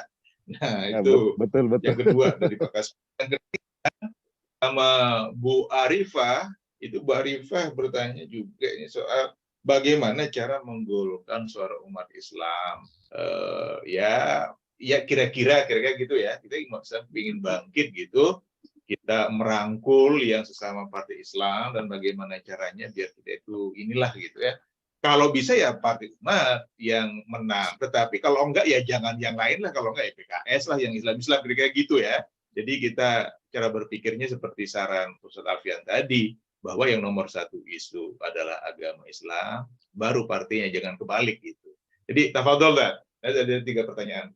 Ya, saya pertama memberikan nasihat sebagai teman kepada Pak Buniani. Antum nggak boleh begitu kalimatnya. Mari kita besarkan Partai Umat gitu. Itu kan tertinggi. Ini kan majelisnya majelis Partai Umat. Iya, saya pikir itu bagus. Harus begitu. Nah, yang pertama Bu Esti, ada pertanyaan dari mana saya punya pengetahuan. Saya cuma sering jawab. Kalau enggak tahu, saya enggak mungkin bicara. Itu aja. Karena kalau bicara dari mananya itu nanti akan berhubungan dengan sanad ya. Kalau saya dididik oleh ayah saya tuh setia sama teman. Saya mulai aktif dalam pergerakan itu sejak tahun 82 sampai hari ini saya dapat kesempatan masuk penjara selama 4 tahun. Tidak ada satupun orang masuk penjara gara-gara saya. Ya, salah satu didikan ayah saya adalah setia sama teman. Tangan menjencang, bahu memikul, ya itu bagian yang tetap saya jaga. Jadi kalau dari mana, sederhana jawabannya. Yang saya sampaikan sebenarnya yang saya tahu, karena sebagaimana pernyataan Pak Buniani tadi, saya ini kan basicnya akademis, kita biasa ngajar. Nggak mungkin yang memang dari dulu saya bicara soal PKI jadi bahan ketawaan, jadi bahan sinis, dibilang orang gila, sarap lah segala macam. Ya tapi sekarang di kampus tempat saya bertugas pun menurut beberapa kawan-kawan secara malu-malu meong, akhirnya mereka bilang, bener juga ya, telat, saya bilang. Dulu udah saya terangkan apa, kenapa, bagaimana, tahapannya seperti apa. Ya, kalau sekarang mari kita nikmati rezim komunis PKI ini. Kalau memang mau digagalkan, mari kita menang di pemilu. Nggak mungkin menang, ya terserah. Kalau nggak melibatkan Allah, nggak bakal menang. Kalau melibatkan Allah, pasti menang. Caranya bagaimana? Saya tidak berkenan bicara dengan pola online begini. Ya, tidak ada urusan dengan transaksional Pak Buni, tidak. Saya nggak mau bicara lepas, kan yang dengar saya ini siapapun saya nggak paham kan. Ya, maaf ya, berpolitik itu tetap harus ada intelijen politik. Kalau saya bicara di sini tidak ada, saya tidak akan ada merahasiakan Pak Kasmudin nanti. Nah, buat Ibu, generasi lost generation itu yang salah kita. Kita tidak boleh bolak-balik menuduh mereka sebagaimana yang diingatkan Profesor Dr. Zakia Darajat. Ada seorang ilmuwan yang cukup umur dan kalau tidak salah sudah meninggal ya, karena usianya kalau masih hidup di atas 90 tahun. Profesor Zakia Darajat itu adalah ahli ilmu psikologi agama. Dia mengatakan banyak orang mengadakan seminar kenakalan remaja. Padahal secara praktek yang paling banyak berbuat nakal itu adalah orang tua. Remaja nakal itu bukan kemauan semata-mata, itu berhubungan dengan masa adolescent. Psikologi pancaroba yang dialami Pak Buni. Makanya dia sebenarnya bermasalah dengan dirinya sendiri. Dia pusing, dia merasa tidak dihormati, dia merasa tidak dihargai. Itu remaja. Nah, lost generation itu kesalahan orang tua, karena kita juga menganggap mendidik anak itu harus dengan cara-cara satu, bilang nggak punya duit, yang satu merasa udah bayar. Terus terang saja saya melihat hancurnya generasi muda kita itu, Bu, kumaha teh anak ente sekolah, kenapa anaknya nggak sekolah? Saya orang miskin Ustadz, gitu. Terus kalau yang kaya, kan saya udah bayaran. Dua-duanya salah. Yang berpunya menyatakan telah menyekolahkan anak dengan bayar. Jawabannya sekarang buat Bu Esti, ya kaderisasi. Kaderisasi itu yang paling ahsan tuh internal, informal. Apa contohnya? Ibu saya. Almarhumah ibu saya itu sejak saya kelas 4 SD, Pak Yusuf. Itu saya digandulin sarung di leher saya. Saya enggak pernah mondok. Tapi silakan lihat, saya subuh insya Allah selalu di masjid. Walaupun saya ngantuk kayak apa, saya ke masjid. Karena sudah terdidik sejak kelas 4 SD. Sekarang anak mondok, habis mondok, kuliah di Madinah, di mana ahli bahasa Arab, bisa itu subuhnya 5:30. Ya, saya nggak bisa ngomong apa lebih jauh, tersinggung nanti. Kaderisasi itu ada yang ampuh ya, internal, informal, ya ibu, peran ibu. An-nisa imadul bilad wa ma soluhatul bilad wa ma fasadatul bilad. Saya pikir politik juga begitu. Ibu saya dulu adalah anggota Sabil Muslimat Masyumi tahun 50-an. Dan dia banyak bercerita bagaimana peristiwa yang sesungguhnya tentang PRRI. Dia banyak cerita bagaimana unggulnya akhlak para pengurus-pengurus Masyumi. Jadi saya walaupun lama di P3, jiwa saya jiwa Masyumi. Ya, jadi jangan heran, saya bukan pengurus Partai Umat, ya, tapi saya tidak akan membatasi diri dan tidak akan merahasiakan Bu Esti, tetapi saya tidak akan bicara di media online. Yang kedua, buat Pak Gubernur Kaspudin, ya saya pikir untuk Dapil 3 di Jakarta, rasanya saya belum mengambil porsi itu. Mungkin nanti saya bisa ketemu antum, kita bicara lebih detail, dan kalau untuk DPRD tingkat Jakarta Barat itu sudah ada salah satu kawan kita. Saya pikir itu aja. Jadi kalau potensi suara DKI, insya Allah saya cukup paham. Saya 35 tahun di P3 dan urusan saya sekitar Jakarta. Buat Bu Arifah, silakan aja Pak Buni agar nomor saya dikasih ke beliau.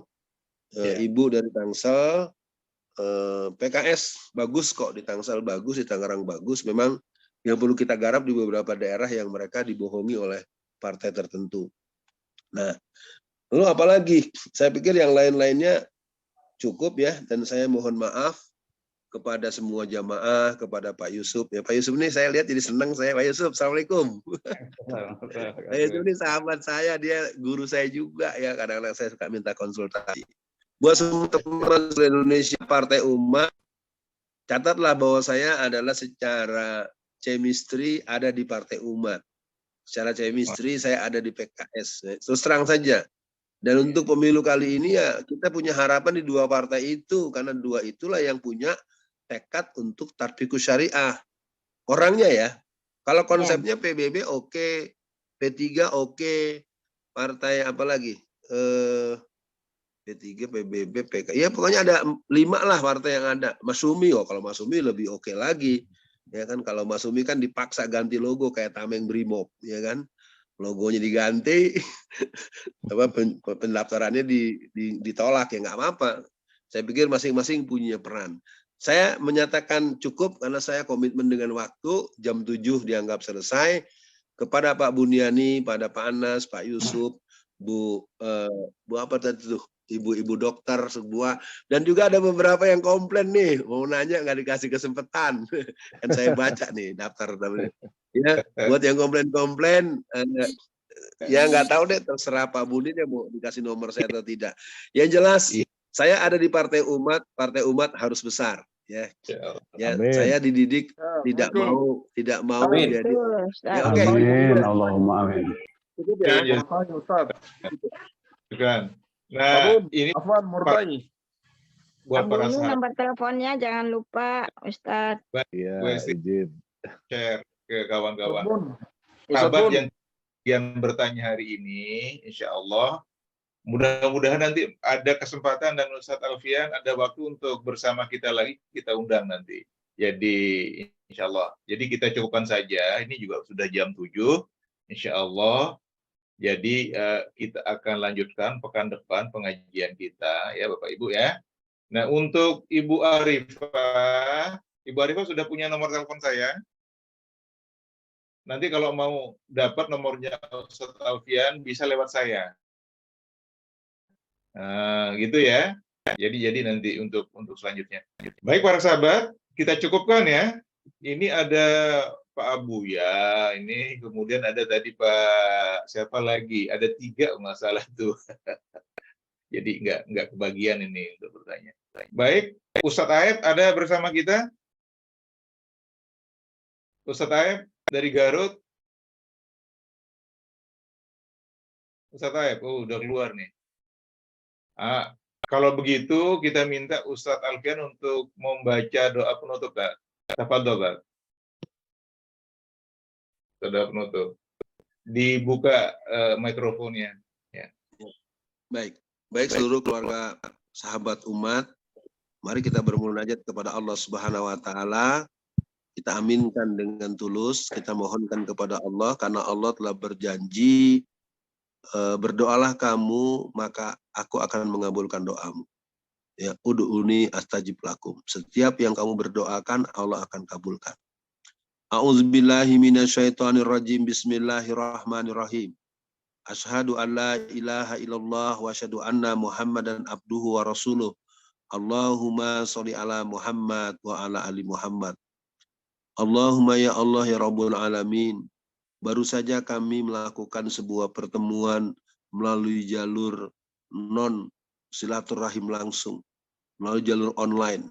Kami mohonkan semoga walaupun kami berjauhan secara fisik, tapi Engkau satukan hati kami sebagaimana satunya Muhajirin dan Ansar. Ya Allah yang Maha mengetahui segala sesuatu, jadikanlah partai umat salah satu partai yang mengumat, salah satu partai yang bisa lolos dalam kontestasi pada pemilu 2024. Ya Allah, jadikan seluruh warga partai umat menyadari bahwa harapan pada politik 2024 ada pada partai-partai yang berbasis Islam, terutama partai-partai Islam. Jadikan majelis pagi ini mengantarkan kami ma'rifat kepadamu, semakin beriman kepadamu, dan menjadikan jiwa kami jiwa-jiwa yang tergadaikan untuk jihad di jalanmu, ya Allah. Jadikanlah kami hamba-hambamu yang terus mendidik putra-putri kami menjadi putra-putri yang saleh dan salihat. Ya Allah yang Maha mengetahui segala sesuatu. Sehebat apapun musuh-musuh Islam ingin menghancurkan Islam, selama kami selalu menggantungkan urusan kepadamu, maka kami tidak akan pernah mengalami kekalahan. Ya Allah yang Maha mengetahui. Allahumma nawir qulubana binuri bihidayatika binuri samsika abadan abada kama nawartal arda birahmatika ya arhamar rahimin. Allahumma alif baina qulubina wa aslih zata bainina wa hdinas subulas salam minaz zulumati ilan nur wa jannibnal fawahisa ma zahara minha wa ma batan wa barik lana fi asma'ina wa absarina wa qulubina wa azwajina wa zurriyatina innaka antat tawwabur rahim. Ya Allah, menghadapi tahun-tahun politik ini, jadikanlah kami keluarga besar Partai Umat dan keluarga besar umat Islam secara keseluruhan memiliki kesadaran kolektif dari 78,21% warga Muslim untuk memilih partai Islam, partai berbasis Islam, caleg-caleg yang berkarakter Islam, anggota-anggota dari instansional yang bersifat eksekutif, legislatif pun mereka orang-orang yang berpihak pada kepentingan Islam. Rabbana atina fid dunya hasanah wa fil akhirati hasanah wa qina azabannar. Amin ya rabbal alamin. Sekali lagi saya mohon pamit buat semua warga dan yang masih menyimak dengan barusan kita berdoa. Assalamualaikum warahmatullahi wabarakatuh.